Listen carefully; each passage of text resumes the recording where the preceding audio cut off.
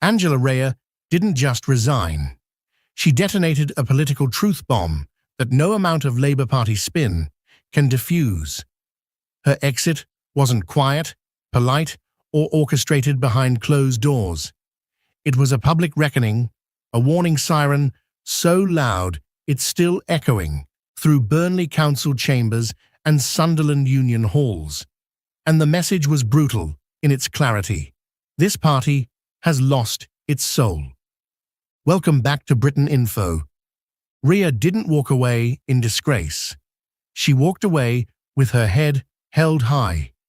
If you're sick of the lies, the cover-ups, and the circus at Westminster, this is your moment. Hit subscribe and stand with thousands who've had enough.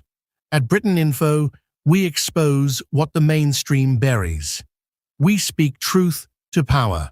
For you, for Britain. This is our fight, and it starts now. Subscribe today. She left because she could no longer stomach the hollowing out of a movement that once stood for working-class dignity. And when she slammed that door on her way out, she left a crater in her wake, not just at the top of Labour HQ, but deep within the grassroots networks that once powered the party like a heartbeat.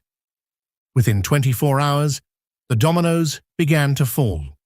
Major donors froze their contributions. Regional organisers cancelled events.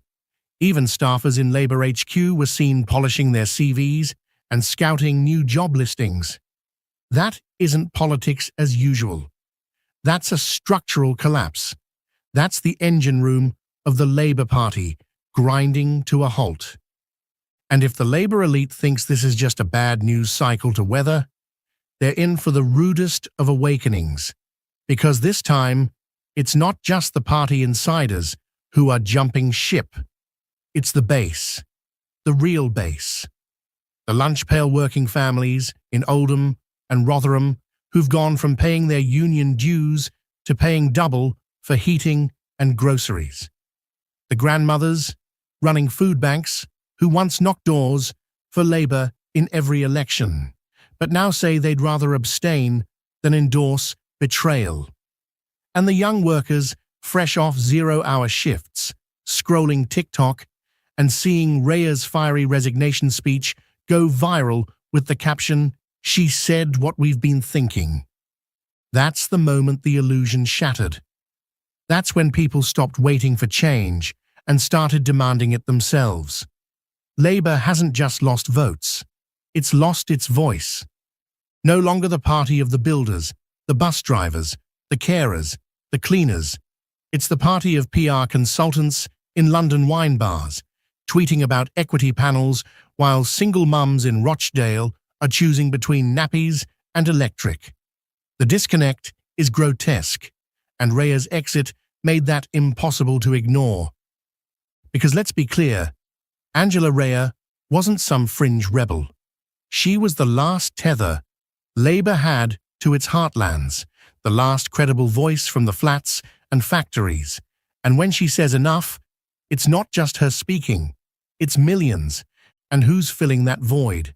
Not Keir Starmer with his polished statements and robotic gratitude. It's the outsiders, the so-called populists, the ones who are raw, rough around the edges, but real. Nigel Farage saw his moment and pounced with the precision of a political predator. At a Reform UK rally just days later, he quoted Rayner directly, "If even she can't stand the hypocrisy, what hope is there for the rest of us?" The crowd erupted. And for once, it wasn't just angry pensioners in blazers. It was delivery drivers, retail workers, nurses on unpaid overtime, people who've been ignored so long, they forgot what it felt like to be heard. Until now.